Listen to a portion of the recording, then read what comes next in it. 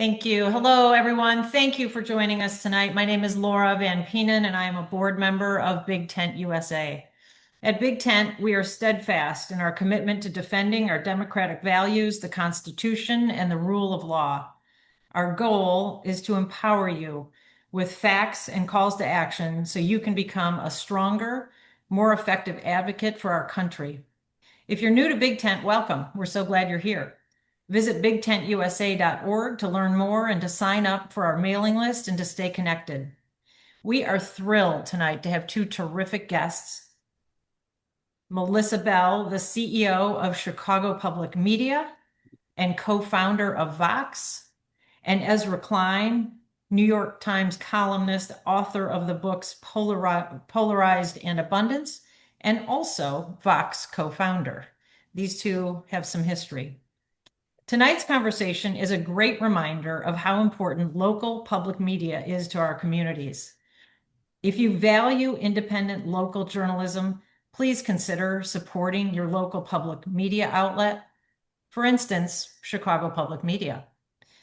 These newsrooms play a vital role in keeping communities informed, holding leaders accountable, and strengthening our democracy. Whether it's donating, subscribing, or simply sharing their work, every bit helps keep trusted local journalism going. There will be information on how to support Chicago Public Media in the chat. With that, Melissa and Ezra, thank you. Welcome to BigTent USA. We are thrilled to have you here, and please take it away. Thank you so much. It's great to be here with my erstwhile co-founder of Vox. As was mentioned, we do have a long history. And one part of that history is when we were at Vox, Melissa was always saying that like the real thing we need to do is start Vox cities. That as hard as it might be to start a new kind of national digital organization, the work that actually had to be done was at the local level. And I would always say that you are morally right and that is too hard.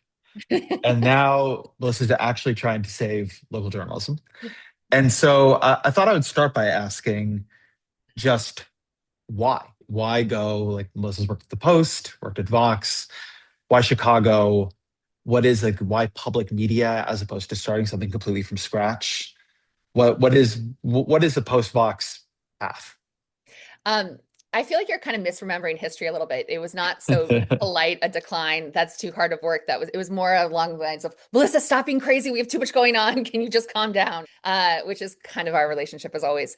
I think Ezra, I'm incredibly proud of what we did with Vox. And I feel one of the things that I'm most proud of is trying to solve a problem that audiences were truly facing today. And I think that the way that you can say it is that our information overload that we exist in today created a complexity around so many topics that it was hard for people to discern and understand fast changing news items all of the time. And so we wanted to help people slow down and explain the history, the context, the larger picture story in a flood of constant news hitting you. And I think that is really important. And I really am proud of how much we've changed and shifted the industry to understand that people need more context. They're not all crazy news hounds like we are. But I think that we're facing an even bigger and more challenging moment where we have a broken civic discourse in this country. We have people who are not sure what facts to agree on. We are arguing about major policy issues at a national and international level. And yet we forget to tell people that you can have an impact in your city and in your neighborhood in a way that feels empowering and interesting and exciting. And I think that we need to start to repair the trust in institutions like public media and the trust in one another at the local level. We need to start building from the ground up and saying, hey, do I trust my neighborhood? Do I trust my neighbors? Do I know my neighbors?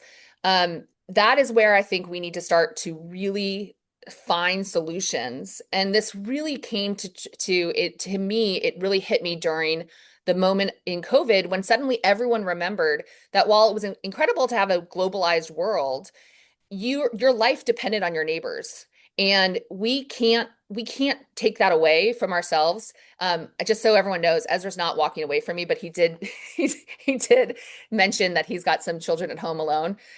He's the only adult in the house. Sorry, I have extremely elderly dogs and two kids here, and the dogs need to be let out, and so I'm trying to keep it from. I thought I was not on screen at the moment. Sorry about that. It's the evening, and I'm the only adult. Ezra's like, this is a terrible idea, Melissa, and just storms out. That would actually be much more interesting of an interview. Anyway, long story short, I think that we need to start repairing connection at the local level. I also, I think that we are facing a loneliness epidemic in this country that impacts the way that we talk to one another, and that we have major policy discourse. And I think that starting at the local level also will create better connections with people. Um, you asked though about public media, and I think that this is where I'm so interested in public media, because it is a nonprofit organization that is now not even funded by the federal government anymore.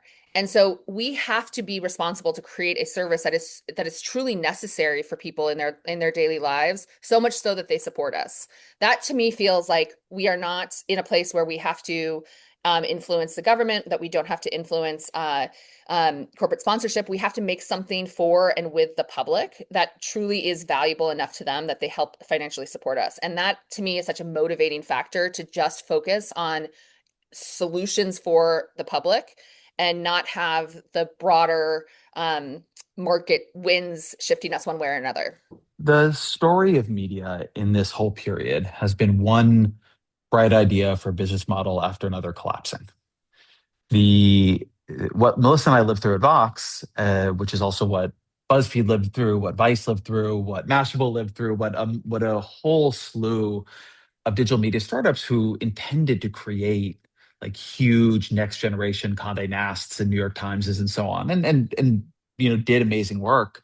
And Vox just kind of sold, in sort of two different sales. And the theory for a while was you're going to turn all of the scale we can get out of Facebook, out of Google, out of YouTube. You're going to turn all that into audience, turn that audience into something advertisers want. You're going to have better and better advertising, digitally native advertising.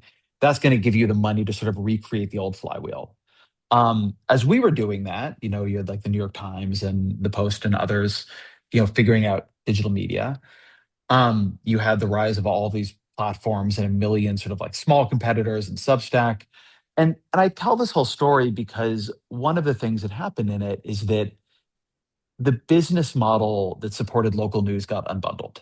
Mhm. And it used to be that you would subscribe to your local newspaper, not just for local news, but for national news, for sports, for international news. I always forget the number now, but the Baltimore Sun had something like 9 foreign bureaus.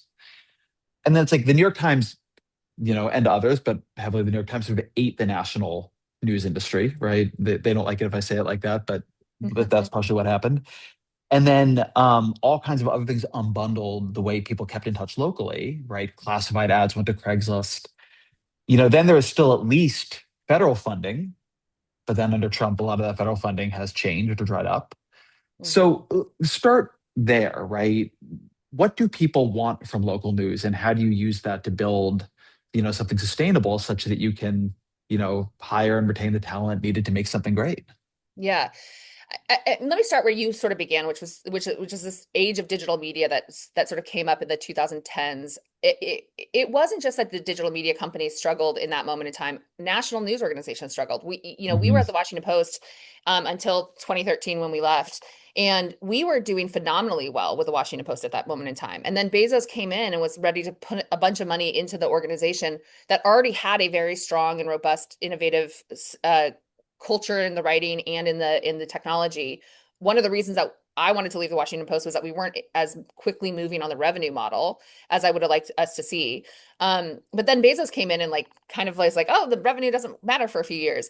And yet still we're now seeing the total decline and demise of what was once a great paper, the Washington Post. So it's not just digital media that I think suffered during that time. And I will say that like I want to be very proud of Vox Media, because Vox is doing well. The organization did splinter into two organizations. One sold to an organization called Lupa, the other two, now I'm completely forgetting the wonderful man's James name. Murdoch. James Murdoch with the Lupa Systems, and then the other one is Penske, who owns Rolling Oh, Stone, yeah. Hollywood Reporter. So more of the entertainment brands went with them, and then more of the thought leaders with Vox, New York Magazine, and our podcast unit went with Lupa Systems, and that's a great outcome. We still have I always use this as a tell, but the pronouns are still stuck in my head wrong. They have created great products that have, I think, very unique audiences. That did find connection to people and not just chase scale for scale's sake. You really helped lead the model of starting podcast early enough on where people were connected to you, the person, not just this like institution called Vox Media.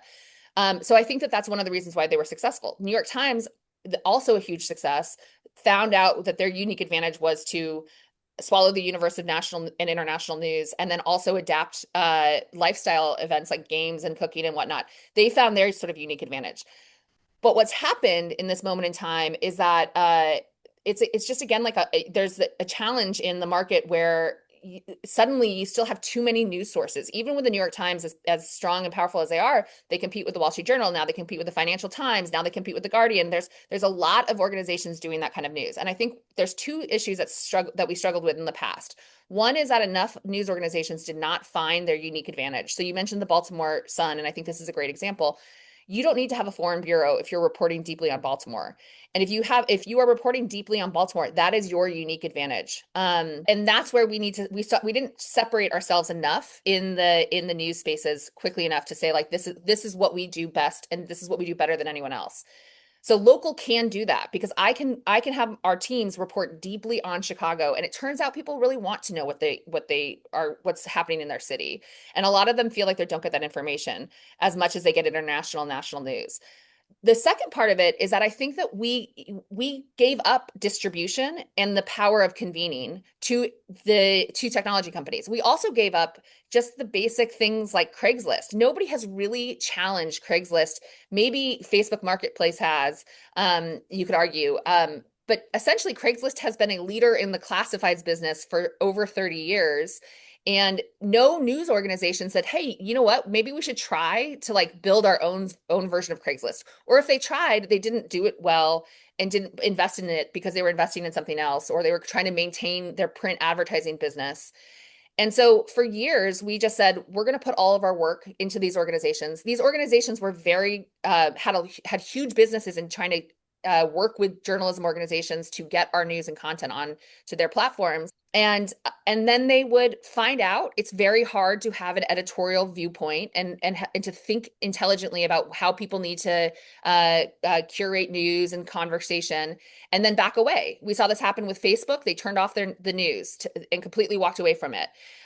So suddenly that's where BuzzFeed struggled. Suddenly the huge spigot of traffic turned off for BuzzFeed. Then the next group comes up and says, hey, you know what? Actually, like Twitter is going to create this whole news organization. And we're going to create television shows with you. And then Elon Musk buys it and is like, I think the news is terrible and you all suck. And we're going to create essentially a mouthpiece for me to talk. And so all these people who invested in Twitter, suddenly find themselves with fewer and fewer tools and fewer audience members. The latest is Google. Google has always declared that they want search to be a place to access the world's information. And now Google is saying that they are going to retain people on the Google search page, primarily using AI summaries of our work. So when I think about this is where I really come down to the for-profit, nonprofit model. The problem is that we have left these really important tools of distribution and convening of people to for-profit companies that are building a business that is the lowest common denominator of content, now so much so that it's AI content, and maximizing eyeballs. We need to build something that is actually based on the ideals of nonprofit public service journalism, that is not just great journalism, which we do here, but is actually focused on distribution and convening. How do we do this? The point that I reached was the latest is that Nextdoor, which has been a problematic, toxic platform, came to us and said, hey, you know what our audience wants is good quality journalism. Do you think that you can give us your journalism and we'll give you maybe a little bit of traffic? And I said, no, we've gone through this dozens of times with technology platforms. We're not going to do this anymore. We should be building our own Nextdoor. And so that's really what I'm hoping that we can experiment with and start to see that media should be the stewards of more than just the journalism that we create, but also the convening and the distribution of the journalism itself. So, trying to think about this because that's a big charge, right? If it's hard enough to do the journalism well, as you and I have learned the hard way many, many times. And the reason I started with that whole thing about business models is that I think that when people see an organization fail, the first thing they want to say is, I didn't like the editorial enough, Yeah. right? I see some way the editorial could have been a bit better. And often that's true, right? We can Mhm. always do editorial better. There's no piece of editorial I've ever done that could not have been better. But usually what happened is a business model failed Mhm. because editorial is not upstream of the business model, it's ultimately downstream of it. Mhm. You can initially attract great people with like a cool new idea and marketing. And when we were starting, we were called Project X for a while, and it was very exciting, and we could give people equity. But then eventually you need to be able to pay them money. Mhm. Good journalists need money. They have families, they have, tuition, they have all the things that people need to live, health insurance bills. And if you cannot like keep the flywheel, the business going, when you lose good people, you can't replace them. And then mechanically your editorial goes down because like this is fundamentally a business that is run on like the talent and sweat and toil of people, at least until like idiots hand it over to AI and try that. And so the reason I ask about this charge is that to build the business that you can employ really good journalists doing the level of local journalism we're talking about, and then employ technologists such that you can challenge Nextdoor for supremacy of digital distribution, convening, and connection infrastructure, even in just like one city like Chicago. That's all just not just a lot of focus, but a lot of money. So how do you play that talent war? Balance. How do we balance Yeah. that And out? how do you balance that?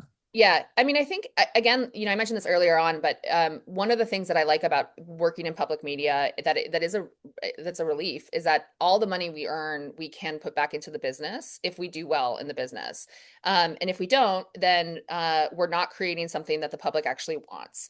Last year we lost federal funding, and it was a scary year. I had purposely explained to my board that I could not commit to even hitting a bottom line of no growth whatsoever. I actually said I'm going to have to put into the budget that we will lose money this year because I cannot predict what will happen post federal funding. You know what happened? An amazing thing happened. The public stepped up in huge, huge ways, not just here in Chicago, but across the country, saying public media truly matters to us. We value it. Whether it's the news that they provide, the entertainment, the music, the emergency services, we need to rally around this. It was an incredible year for us. And it was an incredible year for a lot of public media stations. The question is not that we had a great year. It's great. We now have to do that every single year in perpetuity because it's an annual loss. And there was a lot of attention around it this past year. But it shows that the public does value the product that we're creating. And so if we can make sure that we're really understanding that we're creating a service that they care about, and to us, that's the journalism right now, but how do we build other tools that they can value as well?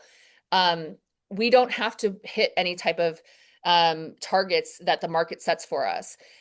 One of the problems of the last couple of years, and what I still see going forward, is that a lot of the for-profit media companies were backed by venture capitalists. Um, Someone in the audience today sent in a question in advance that they sent over to me that said what's happening with Substack. And Substack is another company that's currently valued at $1 billion, but they make $45 million a year, and they spend about, according to the most recent reports that I could find, and they make about $45 million a year. So they're not. I'm sorry, they spend about $45 million a year. So they're not really.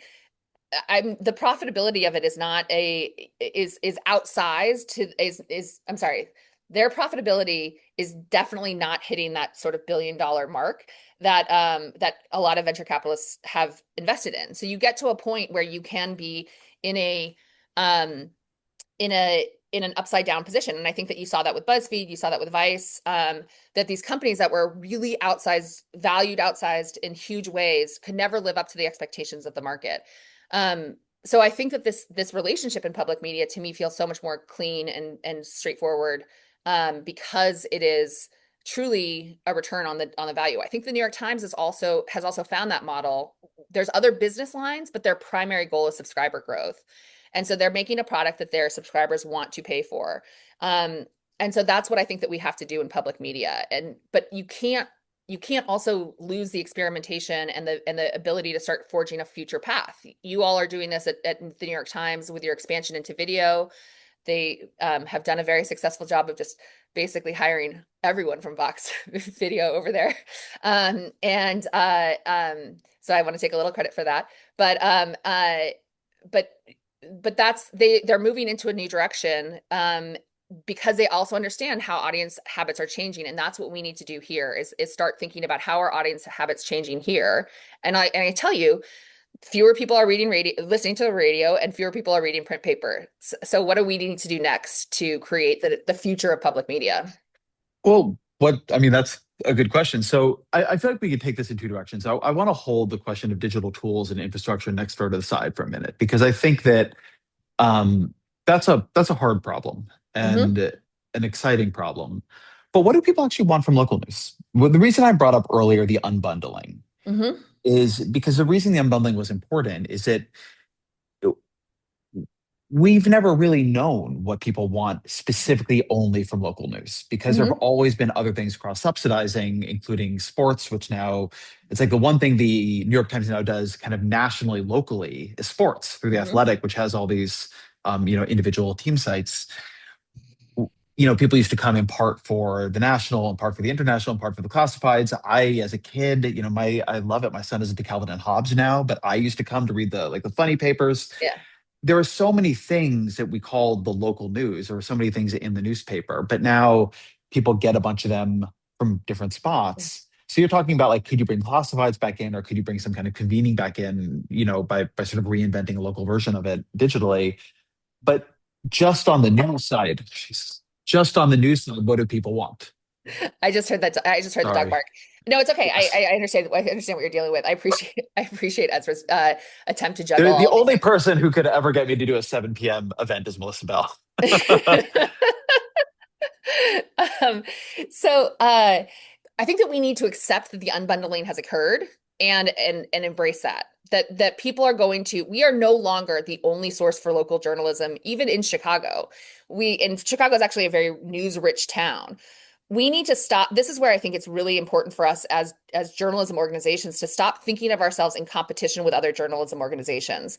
We are not in competition with each other. This is a two-paper town, unlike many other papers in this country. The Tribune and the Sun-Times has had a long-standing rivalry that is hard to get over for people. If you beat the Tribune to a scoop, like you won the day at the Sun-Times. And that should not happen anymore. Our competition is the technology companies that have taken our audiences and our advertising.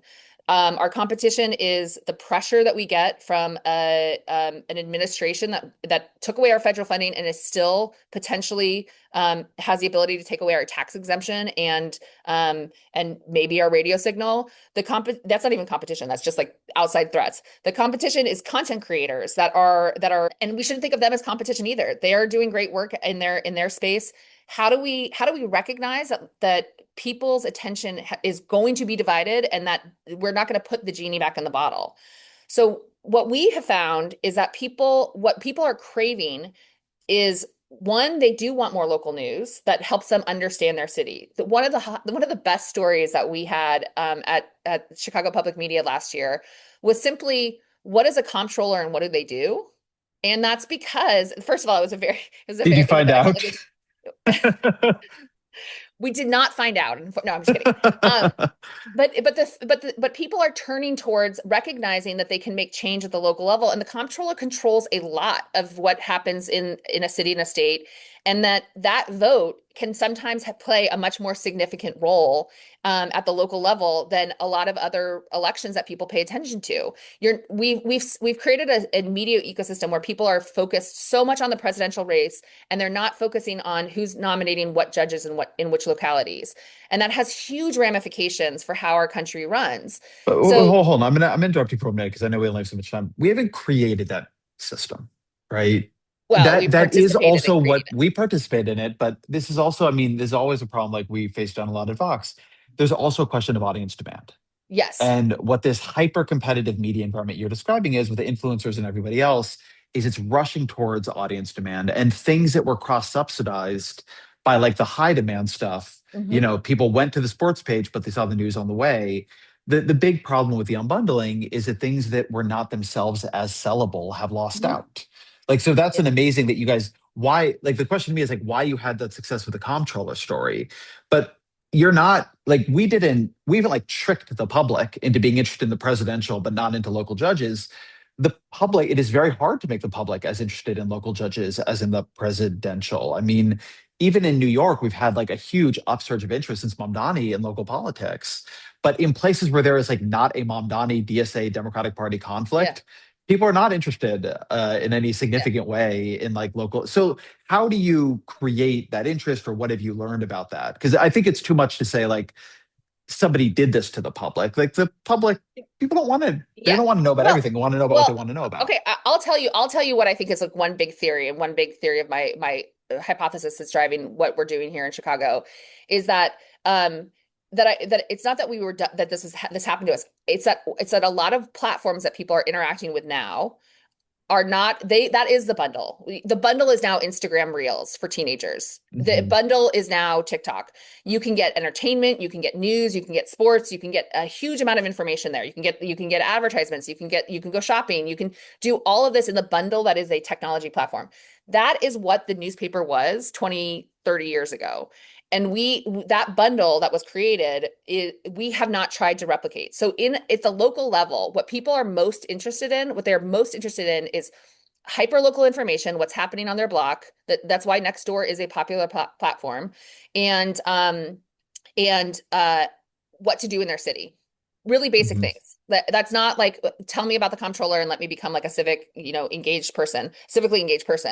But that's like, how do I live my day-to-day life? When I wake up in the morning, when I like you, I would read the comic pages when my dad read the newspaper, but I would check like when the movie listings are. And like, I would plan my weekend. Like I'd like to say that I was like some erudite, like teenager, but no, I was like deciding what movies to go to with my friends. And so I don't want to criticize the public. I think that that most people want to be entertained or find fun parties to go to, or do X, Y, and Z, learn what's going to happen in the shop next door. And so what we're not doing is putting ourselves, what we've been doing for the last 15 years is putting ourselves in those spaces, but those spaces are predominantly national and international platforms. And we don't have good local platforms that are controlled by organizations like public media that allow us to provide independent, curated, thoughtful information. So you get a bundle experience where you're learning about your neighborhood from your neighbors alongside well-written, well-reported journalism. And so this is really where what we're focusing on is the development of new technology that we control in public media, and that we control in Chicago, that is a different version of a bundle for today's audiences, if that makes sense. I think that's really important. I mean, one of the things that, and you and I have talked about this a bunch, privately, but one problem I've seen in a lot of local journalism philanthropy is that the philanthropists always they only want to fund high-minded civic journalism. And I love high-minded civic journalism. It is incredibly important. We need to know who's taken bribes at City Hall. But they don't realize that journalism, it drafts off of people's interest in the movie listings. And the movie listings are not lesser, right? Knowing what to go to in your city, knowing where the art is, knowing where the music is, knowing where you can take your kids, and that there's like a balloon clown at the park this weekend. Those are also part of the fabric of life. And what I've seen happening a lot is everybody wants to do kind of ProPublica local. They want to fund the big investigative journalism that leads to the deputy mayor resigning in a cloud of corruption. They don't really want to fund the thing that makes that journalism actually potent, which is the journalism and the great voices that connect people to their city in a much more workaday fashion on sports and everything else, so that they then see the investigation when it happens. Right. But like even here in New York, it's like this city actually has tremendous journalistic. Like I work for the New York Times. It's not easy to find out what's going on in my like little corner of Brooklyn. I subscribe to Substacks to tell me, right? And I subscribe to them really happily. But that to me is just a much more important part of the local news ecosystem than I think the problem when people go to funders Mm-hmm. is funders fund their values. And Mm-hmm. that's great. Like, I appreciate that they do that on many issues, at least when I agree with their values. But they don't always fund like the whole product, Mm-hmm. because like they don't feel excited about themselves funding, music listings. Mm-hmm. They feel excited funding investigative journalism, but you need the music listings. Yeah. Yeah. I mean, I completely agree with you. I also think that this is actually kind of what's sort of a little funny about the Washington Post experience too, is that, what I think Bezos was really interested in when he bought the paper. I mean, I don't want to speak for Bezos, but I think when he bought the paper, they had recently installed Marty Baron, an incredible investigative editor. Mhm. They funded a huge amount of really monumental, consequential investigative work for the first few years of Bezos's ownership, and they never built a business to support that reporting. And they were focused on investigative reporting, but they didn't focus on like that broader reach. Whereas the New York Times was going off and buying Wordle and buying the Athletic and figuring out the Wirecutter model. Similarly with us, we were buying New York Magazine for The Strategist. Like we were creating a revenue portfolio in both organizations that could support the overall business. Whereas the Washington Post didn't do that. They were just focused on the Woodward and Bernstein effect. And now you can see that Bezos is like, wait a second, like I'm just putting money into this when I could be putting it into a wildly expensive Venetian wedding. And he too, like many people, want to have a world where they have they can say that they're high-minded, civic, responsible people, but then also have like a fancy party to go to. And so I think this is not just journalism funders. I think it's the problem of like the journalism business writ large, is that I completely agree with you. I think it's this Woodward and Bernstein effect that like we've idealized that incredible journalism and not recognize that people are full creatures. We want to be informed, we want to be curious, we want to understand how to be civically active, such as this call. But we also, want to go home and watch a fun show with our friends, So, I was going to give a shout out to Heated Rivalry, but um, Speaking of making it possible for people to go home and listen to a fun show with yes. their friends, I think we are past time here to move to We are. questions. We are. I'm And so sorry. I feel like Ezra and I can debate this kind of stuff forever. So in this section, we're turning things around a little bit, and I'm going to be asking some questions from the audience, and both Ezra and I can answer those. But I'll start with this one because this is a question that we've heard a number of times. Is could you give us an overview of who owns what in the media landscape, including independent media? And then are there resources you recommend for people who want to better understand media ownership? So I think that the most definitive study was in 2021, that Harvard did a study around media ownership, but that was 5 years ago, and a lot has happened since then. There's been a lot of consolidation in the media landscape. So I believe there's an organization called Free Press that tracks a lot of this information, and you can see who owns what and also who invests in what companies. They are starting to do that for nonprofits too. So you can start to see, major groups that where they're getting their money from. One of the things that I also like about public media is that we have to report and show who all our major funders are. And I think that that's important to also see who's providing what to various businesses. There's another number of organizations that I don't like in the media landscape, and I think that they don't follow the right kind of journalistic ethos. And it's actually interesting because some of those organizations, and I'll name them, I think that there's like some real challenges with like Newsmax, and others. It's very hard to see who's funding them and where they're getting their funding from. So I think it's important to both look at funding into nonprofits and also media ownership. The last thing that I'll say on this that I think is important is there's not a lot of organizations that are trying to show the value of journalistic ethics. I think that there's a tendency to be a little afraid of that. But I would recommend NewsGuard is one organization that does a pretty good job of trying to hold journalistic standards to account at different organizations. And that includes having every media organization identify who their owners are, where their funding comes from. They have a number of different reasons to say you're going to get a higher rating in NewsGuard than others. But I would recommend that as another tool for you all. Ezra, do you have anything to add on media I ownership? do not. Okay, good. So the other question is, how does the current environment affect journalists who are completely self-funded or freelance? And what challenges do they face that may be different from those working for larger news organizations? I have thoughts on this, but I actually think, Ezra, this is a better question for you because you easily could be an independent creator. But I'd love to hear why you are that. What is the difference between that and working for a larger news organization? Well, let me answer the question. I can talk about my own case. The weird thing that has happened, and I think distressing thing that's happened in journalism, is it's developed a kind of barbell shape now. Mm-hmm. There are like the mega organizations on this end, Mm-hmm. of which like the New York Times is one, but the Washington Post, the Wall Mm-hmm. Street Journal, there, PBS. and Yeah. PBS, MSNBC, CNN, right? Like, and obviously there's different like consolidations happening, and Mm-hmm. things are complicated there too. But there's a lot of, CNBC, right? Like there's a lot of things that are operating at like the macro kind of international, level. And then it has never, ever, ever, ever, ever been easier to make a living as an independent creator. I mean, when I started as a blogger in 2003, I guess it was, you couldn't monetize a blog. That was impossible. And now Yeah. there are a lot of people monetizing Substack, monetizing TikTok, monetizing, YouTube. It's not like an unbelievably large number of people, but it is possible to do that and make a good living in a way that it wasn't before. What has really suffered is Mm-hmm. the middle of magazines, the middle of local journalism, the middle of mid-sized regional newspapers like the, Rocky Mountain News or the Baltimore Sun or, the Kansas City Star, and like the middle of kind of like everything in between. And so the problem with that is the middle's really, really important. Mm-hmm.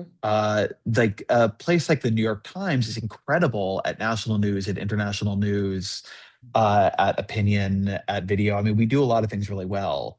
We don't report very well on Kansas City. That's Mm-hmm. not our job. Mm-hmm. And we do have some great music journalism, but we're not as good, in my view, at music journalism as Spin once was. Mm-hmm. But the but that's sort of like whole middle where you could like, you weren't trying to like report on the whole world, but you could have 45 music journalists at a publication like Rolling Stone has really, really suffered. Mm-hmm. And so that I think is like the great challenge of journalism right now. How do we rebuild the middle? Including when these independent creators, when it expands what they're doing enough that their ambition now outstrips what any one person or any couple people can do, can they ladder that up to now they're 15 people, now they're 30 people? Does this kind of Substack model actually work to build publications on top of it? And I don't think we know the answer to that. I mean, we can look at a couple things like the Free Press, but the Free Press got bought. We didn't watch the Free Press, turn a profit over a 10 or 15-year time frame and expand and do all the things that maybe they would have wanted to do if they had remained independent. We could think of places like the Dispatch and the Bulwark, but we're not seeing a lot of moving from the independent creator level to sort of a reporting organization level. So I think that's a real problem. And something I worry about a lot. For me, I like being a part of institutions. I believe in institutions. I believe in being part of them. I believe in, we, Melissa and I are at the Post trying to at times reform them, certainly on the publishing software side. Uh, and it's just, I've never really had a desire to like go off and do my own Substack or something. It's there, I don't know, like I don't want to, I don't, there are people for whom that is exactly the right move Mm-hmm. and they're able to be themselves in a way that they wouldn't be able to be themselves elsewhere. But I really just value being part of a newsroom.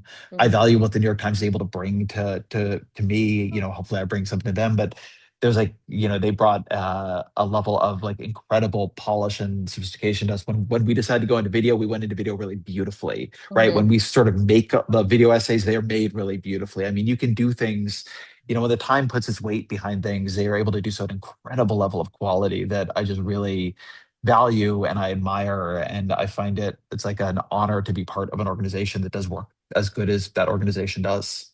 Yeah.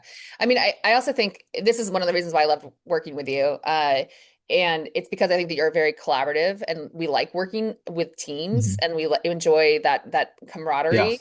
But I also think that there's some like real things that are less like maybe forward facing and audience facing that we should mention. And that's, the very strong legal team that you have and that we have at Chicago Public Media. Like that kind of support is not always available to individual journalists.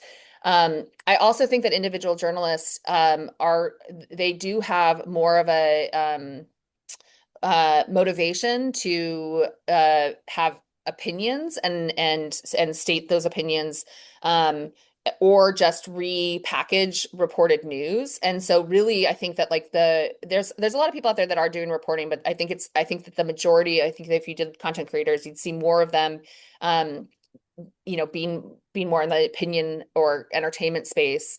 And that's because, and that's not bad. I think that that's always been a part of the bundle that we've been talking about, columnists or people who talk on nightly news shows, reporting what happened, what the New York Times just reported on. But I think that we still need to figure out ways, as you mentioned, that middle of the journalism barbell, we need to figure out ways to support the actual work of uncovering stories and information that may not be otherwise covered. One of the things that I think is like really, for those of you who don't know, one of the reasons why I wanted to come to Chicago Public Media was almost 5 years ago. The WBEZ, the NPR station here, decided to acquire the Chicago Sun-Times that was at risk of going out of business. And instead, they raised a large amount of funding and brought on the Chicago Sun-Times. I always like kind of crazy ideas like that. Like at the time, everyone's like, print papers are going away and local news is in trouble. I'm like, that's cool. Like, what are those crazy people doing over there? And for a long time, people were not sure that the merger would work. They're really different cultures. They're really different. A public radio station and a for-profit newspaper that turned into a nonprofit newspaper. People were uncertain that this experiment would work. But it has worked, and it did work, and we now have a very strong Sun-Times. We had to do a lot to get there, but we have a very strong Sun-Times. We have a very strong radio station with WBEZ, and part of the reason for that is that part of the reason why I think of it as such a success is because research shows that when a newspaper closes, the taxes go up in a city for when they lose a newspaper, because people are not focused as much on payroll bloat in the city council. They're not focused as much on corruption. So actually, there's an actual cost that people have to pay when a newspaper goes out of business. There's less civic efficacy. There's more partisanship. And so what I say all of this is because I completely agree with you that the loss of that local news is not just, oh, we're decrying that journalism's going away. It's actually having an impact on how our cities and our towns are good places to live and productive places to live and have healthy ecosystems. And so I just completely agree with you that I think that this is, and individual creators are not going to fix that problem alone, is basically what I think. The next question, this is so fun. I hope you all are having fun too. So this is a kind of an interesting one. There are requirements and norms around presenting differing viewpoints in news coverage, but many people feel those standards aren't being consistently applied. How do you see this issue? Do you want me to take this, or do you want to take it? I can take a quick cut at it. Okay. There aren't really requirements and norms around this. Yeah. We don't have like the old fairness rules, right? Those have been inoperative, I believe, since Reagan destroyed them, if I'm not wrong. There are often norms. I mean, the New York Times has norms, the Washington Post has norms, the Wall Street Journal has norms, particularly on the news side. To what degree people feel they're followed or not followed, to what degree people believe the norms are good or bad, is also like an open question, right? There's always been a critique of, kind of quote unquote objective journalism, which is like, world flat or world round, opinions differ, because you can have a kind of dumb formalism that makes it very, very hard to tell the truth when the truth lands on one side or the other. On the other hand, if you reject all that formalism, and you don't have a neutral and fair reporting process, it is very, very easy also to lie to your audience for other reasons. When we were at Vox and still today on my show, I've been an opinionated journalist my whole career. I've never been in a position in a newsroom where I'm not allowed to have my opinion. That I don't, it's not the kind of journalism I do, but it's always been very important to me to have not a neutral product, because I don't believe the world is neutral, but to have a neutral process. And so within my reporting, even within my show, I talk to people I don't agree with. I can usually make the argument against something as well as anybody. Even if I'm arguing the other side of it, ultimately, I usually can make the argument that I don't agree with as well as anybody can. And so I think it's very, very important. And I feel this is like one of the kind of young Turk bloggers who fought against a lot of how we felt kind of objective news formalism was making it too hard to say what is true, that it's really important not to throw the baby out with bathwater. You don't always want a neutral product, although a lot of the news is correctly a neutral product, but you want to be able sometimes to say like, no, no, no, this is true and this is not. Donald Trump is lying when he says X, not some people say Donald Trump is lying and, the Donald Trump press office says he's not. Uh, the point of the news is to inform people, not just to, kind of report what different partisans think. At the same time, it is very, very, very important to have procedures for reporters, to have approaches to doing articles, to make sure you are hearing all sides and make sure the audience is hearing all sides and make sure they are being kind of informed and not just argued into a position or not having good arguments hidden from them. And so it's a very hard balance. It requires that I don't think has an answer simply in rules. It also requires, ethical leadership and also organizations that have the time and the resources to do work well. But you probably have quite a bit to add to that. No, I mean, I completely agree with you on all of this. And obviously this is something that we've spent so much time talking about, but I really think that idea of the neutral process is the objective process is really what I think we came to our own conclusion on. I mentioned this earlier, but there are organizations like NewsGuard that are trying to create some standards outside of outside of other organizations, because I do think every journalism organization has a different approach to this. Even so much that in the past, you would see that magazines could have a first person accounting in a news article, but the New York Times would be terrified 20 years ago to have a first person account of a news story. I do think that, though, that one thing that I just want to call up is that I think that one of the things that's changing with audiences today, and it's something that we need to recognize in news organizations, is this question of authenticity that people are really connecting to.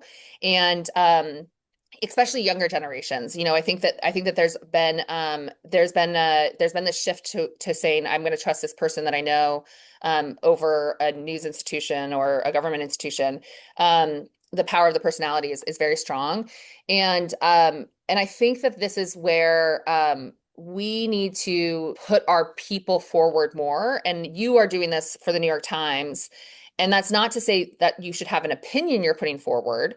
It's that you have an authentic relationship with people in your audience that know you, and you have a library of work that you've been building over time that people can refer to and understand who you are.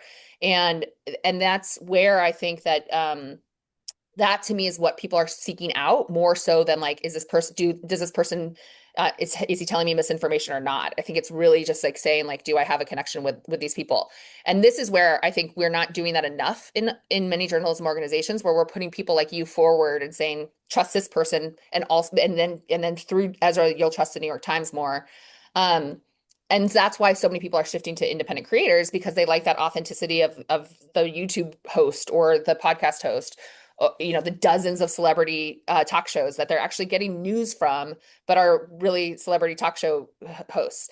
So I think that we need to be more proactive in the news industry to like recognize that shift around people's relationship to the authenticity of creators, the authenticity. I really agree with you. I think it's a shame though, and I know I benefit from it. Yeah. But I would just say, like, something you really see around influencers and creators, and it's one reason I like being in institutions, because institutions are also a check on me and a check on, making sure I do things at a certain level, is what makes somebody charismatic, what makes them, parasocially appealing, what makes them easy to connect with, is not only not necessarily connected to what makes them trustworthy. In many cases, it's uncorrelated with it. Right. Yes. Like a lot of creators get a lot of value out of like slamming the media, slamming the institution, slamming all received wisdom. They want you to, it's like very appealing to feel like you're being given secret knowledge, right? Like the Tucker Carlson and Candace Owens. Yeah. And I agree with what you're saying. And obviously the, established organizations like need to find, ways to have faces and voices that people use as kind of their hook into it.